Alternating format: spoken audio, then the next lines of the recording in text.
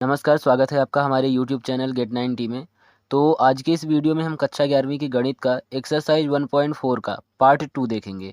Question number 1 से question number 7 तक हमने इसके पार्ट 1 में कर लिया था, जो कि इस चैप्टर का पार्ट 6 था। आज ये चैप्टर 1 का पार्ट 7 है ना? तो इसमें हम क्वेश्चन नंबर 8 से क्वेश्चन नंबर 12 तक देखेंगे। तो देखिए पहला क्वेश्चन क्या दिया गया है, आप क्वेश्चन देखते जाइएगा। निम्नलिखित समुच्चय युग्मों में से कौन से युग्म असंयुक्त हैं? अब सबसे पहले हम जान लेते हैं कि असंयुक्त किसे कहते हैं। तो देखिए पहला क्वेश्चन है 1 2 3 4 और दूसरा है 4 छोटा या बराबर है x से और x छोटा या बराबर है 6 से, है ना? तो हम इसको मान लेते हैं कि ये कोई समुच्चय A है और ये वाला कोई समुच्चय B है, ठीक है। अब अगर हम इसको ये जो अभी निर्माण रूप में लिखा गया है इसको रोस्टर रूप में लिख दें, यानी कि इसके अवयवों को लिख दें अच्छे से, तो क्या लिखेंगे? 4 छोटा या बराबर है x से, यानी कि 4 से चलना है हमें, और 6 छोटा या बड़ा है x से, यानी कि हमें 4 से लेके 6 तक जाना है। तो क्या लिखेंगे? 4 5 और 6। तो समुच्चय A में ये अवयव हो गए और समुच्चय B में ये अवयव हो गए। अब असंयुक्त समुच्चय किसे कहते हैं? यदि हम इन दोनों दिए गए समुच्चयों का इंटरसेक्शन यानी कि सर्वनिष्ठ निकालें। सर्वनिष्ठ आपने क्वेश्चन नंबर 7 में देख लिया था। अगर आपने वो वीडियो नहीं देखा है तो उसका लिंक आपको डिस्क्रिप्शन में मिल जाएगा, और अगर आपको इस चैप्टर 1 के सारे वीडियो देखने हैं तो उसकी प्लेलिस्ट आपको मिल जाएगी, उसका भी लिंक आपको डिस्क्रिप्शन में मिल जाएगा।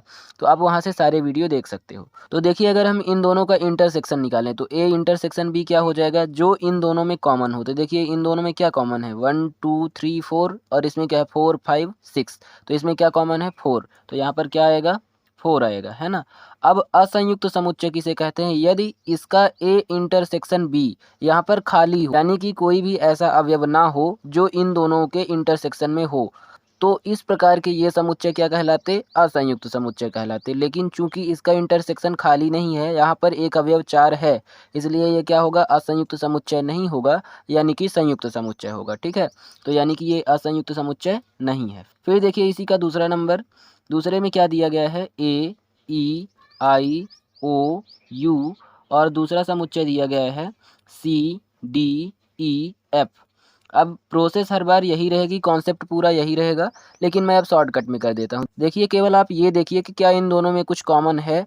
तो देखिए यहाँ भी ई है और यहाँ भी ई है ना? तो यानी कि इन दोनों में एक अवयव ऐसा है जो दोनों में हो, तो यानी कि ये क्या है? संयुक्त समुच्चय है, असंयुक्त नहीं है। अगर इन दोनों में कोई भी ऐसा अवयव ना होता जो दोनों में उपस्थित हो, तब ये असंयुक्त होता, लेकिन चूंकि ई इसमें भी है और इसमें भी है, यानी कि ये असंयुक्त नहीं है। तो इसमें भी आप लिख देंगे कि ये असंयुक्त नहीं है, ठीक है। फिर देखिए इसी का क्वेश्चन नंबर 3 देख लेते हैं। इसमें क्या दिया गया है? x एक समपूर्णांक है। तो समपूर्णांक है यानी कि क्या है? 2 4 6 8 इस तरह की संख्याएं हैं, है ना? और दूसरा क्या दिया गया है? x एक विषम पूर्णांक है। तो जैसे कि 1 3 5 7 ऐसे, है ना? Dot dot dot. ये ध्यान रखिएगा कि पूर्णांक में धनात्मक और ऋणात्मक दोनों संख्याएं आती हैं, तो आप यहाँ ऋणात्मक संख्याएं भी लिख सकते थे। अब आप देख सकते हो कि ये समपूर्णांक है और ये विषम पूर्णांक है। क्या इन दोनों में कोई भी संख्या कॉमन है? तो नहीं है, क्योंकि जो सम होगी वो तो विषम हो ही नहीं सकती है ना? तो यानी कि इनमें कोई भी ऐसा अवयव नहीं है जो सम भी हो और विषम भी हो, यानी कि इस समुच्चय में भी हो और इस समुच्चय में भी हो। तो अगर हम इसको ए मान लें, इसको ए समुच्चय मान लें और इस वाले को बी मान लें, तो ए इंटरसेक्शन बी क्या हो जाएगा? कुछ भी नहीं होगा, यानी कि फाई हो जाए। तो अगर ऐसी कंडीशन आ जाए कि इनका इंटरसेक्शन फाई आ जाए तो ये क्या होते हैं? असंयुक्त समुच्चय होते हैं, यानी कि इसमें ऐसी कंडीशन लागू हो रही है, इसलिए ये क्या होगा? असंयुक्त समुच्चय होगा, ठीक है। तो ये हो गया क्वेश्चन नंबर 8। अब देखिए क्वेश्चन नंबर 9 देख लेते हैं। देखिए क्वेश्चन नंबर 9 में हमें कुछ समुच्चय दिए गए हैं, तो सबसे पहले हम इन समुच्चयों को लिख लेते हैं। तो समुच्चय ए क्या दिया गया है? 3 6 9 12 15 18 और 21, है ना? आप लोग ये ध्यान रखिएगा कि मैं इसमें क्वेश्चन ज़्यादा नहीं लिखता हूँ, शॉर्टकट में लिखता हूँ, केवल आंसर बताता हूँ, इसलिए क्योंकि क्वेश्चन लिखने में फालतू में टाइम वेस्ट होगा।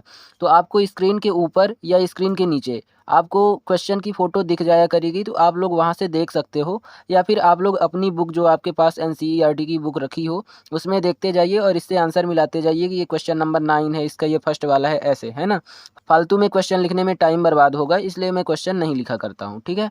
फिर देखिए समुच्चय बी दिया गया है 4 8 12 16 और 20।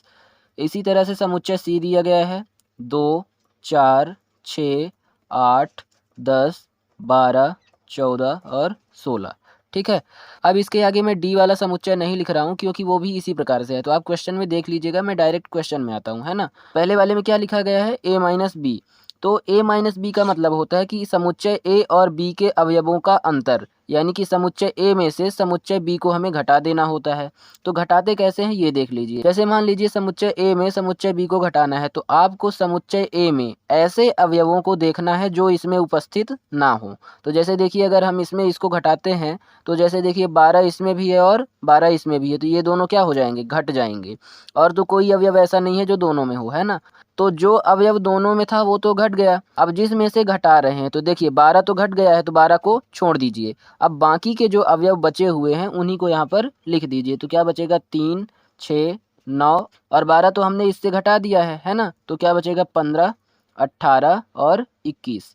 बस यही इसका आंसर है। कैसे घटाए आपको समझ में आया। तो अवयव दोनों में हो तो उसको छोड़ दीजिए, जो अवयव दूसरे वाले में उपस्थित ना हो केवल उन्हीं अवयवों को लिख दीजिए, वही इसका अंतर होता है। ठीक है, एक और देखिए तो आपको समझ में आ जाएगा। जैसे देखिए दूसरे नंबर में क्या लिखा गया है, a माइनस सी, तो यानी कि a वाले में c वाले को घटाना है। तो अब देखिए a में ऐसे कौन कौन से अवयव हैं जो c में भी उपस्थित हैं। तो सबसे पहले देखिए यहाँ पर 6 है और यहाँ पर भी 6 है, यानी कि 6 घट गया। फिर उसके बाद देखिए और कौन सा अवयव है, 12 है ना, 12 इसमें भी है और इसमें भी है, यानी कि 12 भी घट गया। अब और कोई भी ऐसे अवयव नहीं दिख रहे हैं जो इसमें और इसमें दोनों में उपस्थित हों। तो जो जो अवयव बचे हुए हैं इसमें, उन्हीं अवयवों को यहाँ पर लिख दीजिए। तो क्या बचा है, 3, फिर 6 तो घट गया चूंकि 6 इसमें उपस्थित था, फिर क्या है 9, फिर 12 भी घट गया, फिर क्या बचा 15, फिर 18, फिर 21, है ना। और यही इसका आंसर है। आपको समझ में आ गया होगा। अगर नहीं समझ में आया तो मैं एक और बता देता हूँ, है ना। अब मैं उसे लिखूंगा नहीं, डायरेक्ट इसी में बताता हूँ। जैसे मान लीजिए बी में से हमको सी घटाना है, ठीक है। तो बी में अगर हम सी घटाएंगे तो ये देखिए कि बी में ऐसे कौन कौन से अवयव हैं जो इसमें उपस्थित हैं। तो देखिए 4 और 4 है, तो 4 और 4 क्या हो गए, घट गए। तो इसमें ऐसे गोला लगा दीजिए। फिर देखिए 8 और 8, इसमें भी 8 उपस्थित है और इसमें भी, तो ये दोनों भी घट गए, है ना। फिर 12 और 12, 12 भी दोनों में उपस्थित है, तो ये भी घट गया, है ना। फिर देखिए 16, तो 16 भी दोनों में उपस्थित है, तो ये भी घट गया। तो क्या बचा, केवल और केवल 20 बचा। तो यहाँ क्या हो जाएगा, b माइनस सी अगर आप करोगे तो क्या बचेगा, केवल और केवल 20। यानी कि ऐसा अवयव जो इसमें उपस्थित हो लेकिन दूसरे वाले में उपस्थित ना हो, है ना। तो वो क्या कहलाएगा, इसका अंतर कहलाएगा। तो बाकी के सारे क्वेश्चन इसी तरह से हैं। तो मैं सबको नहीं कर रहा हूँ, ये वाला क्वेश्चन आपको पूरी तरह से प्रैक्टिस के लिए दे रहा हूँ। तो आप लोग इसको करिएगा, और जो नहीं बनेगा उसको कमेंट करके बताइएगा, और अगर आपसे बन जाएगा तो भी बताइएगा कि हाँ आपसे बना कि नहीं बना। ठीक है, तो क्वेश्चन नंबर 9 में आपके लिए छोड़ देता हूँ, मैंने 2 बता दिए हैं। ठीक है, फिर क्वेश्चन नंबर 10 देख लेते हैं। अब देखिए क्वेश्चन नंबर 10 में क्या कहा गया है, यदि x बराबर ABCD और y बराबर FBDG हो तो हमें क्या करना है, सबसे पहले नंबर पे x माइनस बाई ज्ञात करना है। तो x में से बाई को घटा दीजिए। कौन कौन से ऐसे अवयव हैं जो दोनों में उपस्थित हैं। तो देखिए b इसमें भी है और इसमें भी है ना। तो केवल इसको छोड़ दीजिए और बाकी x वाले में जितने बचे हैं उन्हीं को लिख दीजिए। तो क्या बचा, a, c और d, है ना। b तो घट गया, केवल इतने बचे, बस यही इसका आंसर है। ठीक है, फिर देखिए दूसरा वाला, दूसरे में क्या है, बाई माइनस एक्स। अब क्या करना है आपको, बाई में से x को घटाना। तो जिस वाले समुच्चय में आपको घटाना हो तो उस समुच्चय को देखा करिए। तो जैसे देखिए इसमें हमको इसको घटाना है, तो b से b घट जाएगा, तो यानी कि b में आप गोला लगा दीजिए। अब इसके जितने अवयव बचे हैं उनको लिख दीजिए। तो क्या हो जाएगा, f, d और g, है ना। ये हो गया इसका आंसर। उस वाले समुच्चय के अवयव लिखने हैं जिसमें आप घटा रहे हो, यानी कि पहले वाले का। इसमें आप x में से बाई को घटा रहे थे तो x के जो अवयव बचे थे उसको लिखे थे, और इसमें आप बाई में x को घटा रहे हो तो बाई में जितने अवयव बचे हैं उनको लिख दिए हो। ठीक है, तो बस यही इसका आंसर है। फिर देखिए इसी का तीसरा नंबर, x इंटरसेक्शन बाई।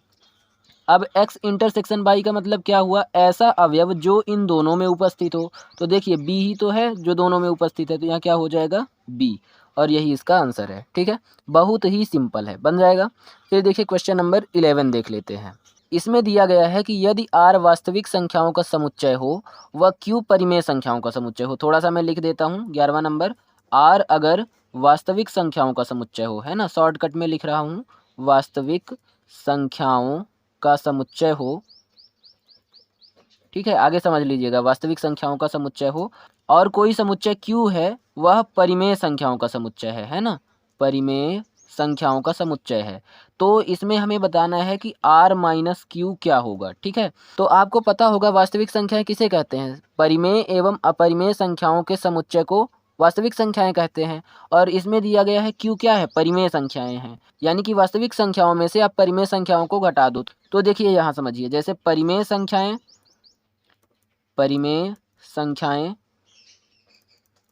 और अपरिमेय संख्याएं, है ना, ये दोनों इसमें उपस्थित, इसमें वास्तविक संख्याओं में, है ना।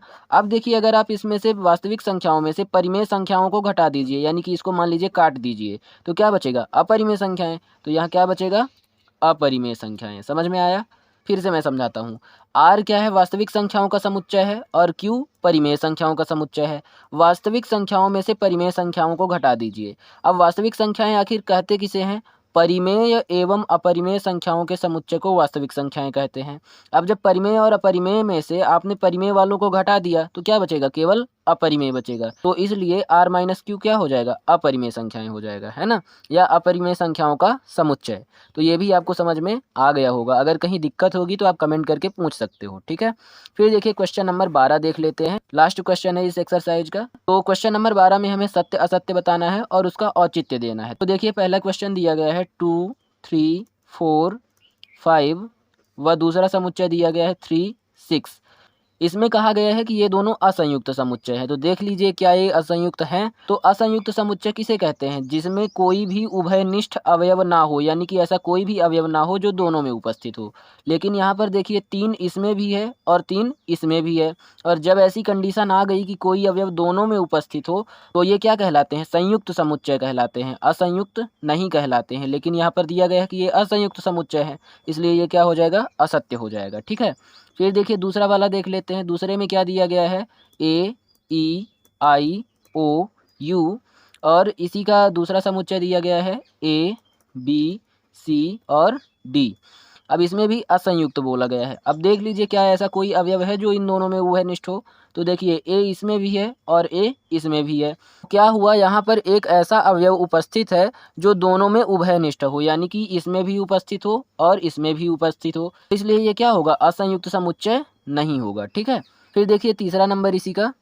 इसमें क्या कहा गया है, इसमें पहला समुच्चय दिया गया है 2, 6, 10 और 14, और इसी का दूसरा दिया गया है 3, 7, 11 और 15। अब देखिए क्या इन दोनों में कोई अवयव उभयनिष्ठ है। तो देखिए 2, 6, 10, 14, 3, 7, 11, 15, इन दोनों में कोई भी ऐसा अवयव नहीं दिख रहा है जो इसमें भी हो और इसमें भी हो, यानी कि ये क्या है, असंयुक्त समुच्चय है, अतः ये सत्य हो जाएगा। ठीक है, फिर देखिए इसी का चौथा।